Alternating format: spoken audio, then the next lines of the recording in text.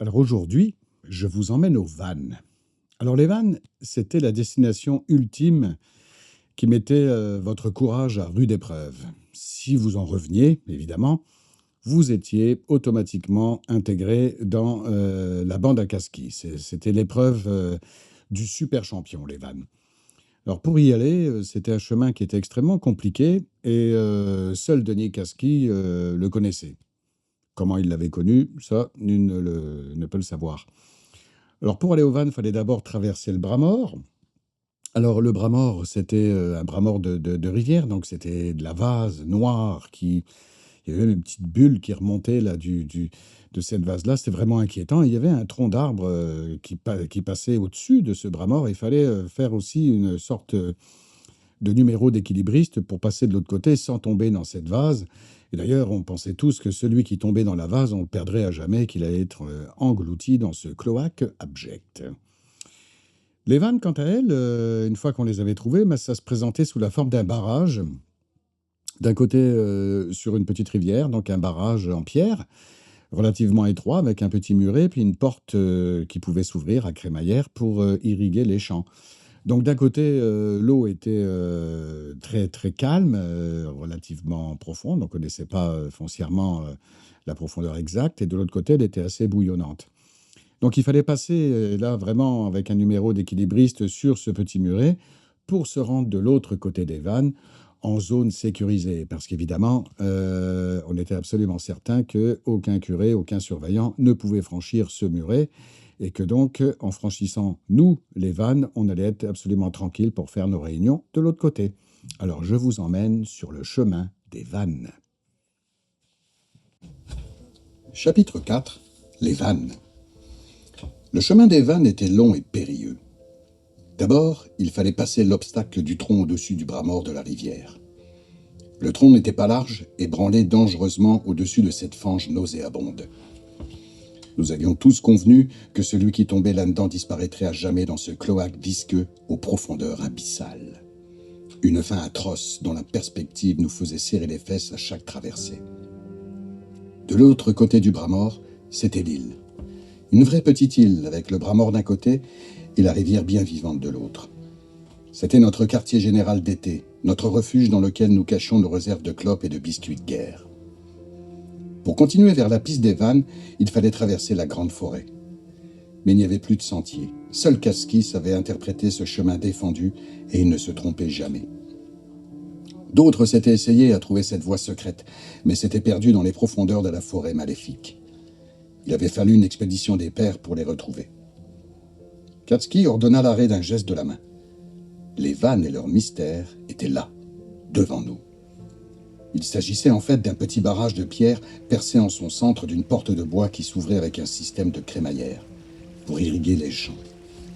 D'un côté, l'eau était plutôt calme, mais de l'autre, l'eau bouillonnait furieusement. Chacun se concentrait sur l'étroit muret que nous devions franchir et qui ne mesurait guère plus de 15 cm de large. Denis s'avança, les traits tendus. « Bon, j'y vais le premier. Quand faut y aller, faut y aller. » Il grimpa souplement sur le muret, étendit les bras comme un équilibriste et s'avança précautionneusement vers l'autre rive. « Dites les gars, pourquoi on est obligé de traverser ce barrage? On serait pas mieux de ce bord ?»« De l'autre côté, on est peinard, » me répondit Serge Poitras, sans quitter le petit muret des yeux. « Les curés sont trop vieux pour passer là-dessus. » Au beau milieu du muret, Denis Casquis chercha son équilibre. Il resta un instant comme suspendu, les bras écartés, la jambe droite dans le vide comme un contrepoids.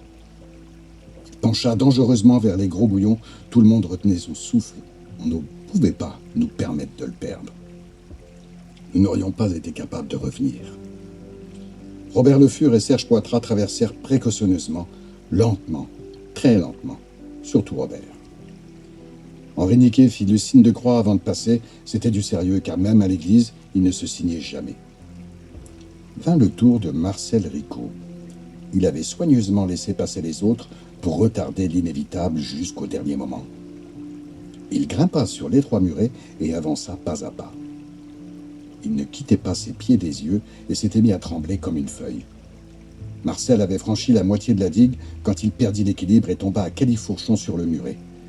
J'eus mal pour lui. De grosses larmes roulaient sur ses joues. Pitoyable. Je sautai sur le barrage pour le rejoindre en 2 enjambées. « Ça va aller, Marcel. Tu vas te relever, et cette fois, au lieu de regarder tes pieds, tu vas regarder droit devant toi. » Mais si je regarde devant moi, je vais pas savoir où je mets les pieds. Si je vois pas où je mets les pieds, je vais encore m'exploser les cacahuètes sur le parapet. Marcel se massait l'entrejambe, ça avait frappé fort sur le muret de pierre. Il suait abondamment et râlait comme un moribond alors que nous n'étions qu'à la moitié du périple. « Écoute, Marcel, fais ce que je te dis. Fais-moi confiance et tout ira bien. Je te suis juste derrière toi. Tu as juste à regarder droit devant toi. » Il leva la tête et progressa d'une traite pour sauter comme un cabri sur l'autre rive. Nous fûmes tous les deux accueillis par des hurrahs et des claques dans le dos. Marcel Ricot était encore blême de s'être méchamment rétamé les parties, mais il était passé, et c'était grâce à moi. Nous suivions toujours Katski à travers la forêt qui s'était un peu éclaircie. Je me laissais caresser par les branches d'arbres et les fougères, m'imprégnant de leur odeur et de cette énergie que l'on peut sentir lorsque la nature laisse libre cours à ses débordements de sève, de bois et de terre, comme à Baie-Saint-Paul. Nous déboulâmes dans une petite clairière. Le sol était tapissé d'une mousse vert tendre, parsemée çà et là de violettes sauvages. Un ray de soleil traversait les frondaisons, ce qui ajoutait une touche fantastique au tableau déjà magnifique, comme dans les contes. Nous étions arrivés. Denis prit la parole comme d'habitude. « Bon, il paraîtrait que le chat nous a observés, Lucien et moi, hier hors limite. Il nous a observés, mais il nous a pas coursés. Et ça, c'est pas normal. » Peut-être qu'il n'était pas en forme, avança Serge Poitras. « Le chat, pas en forme?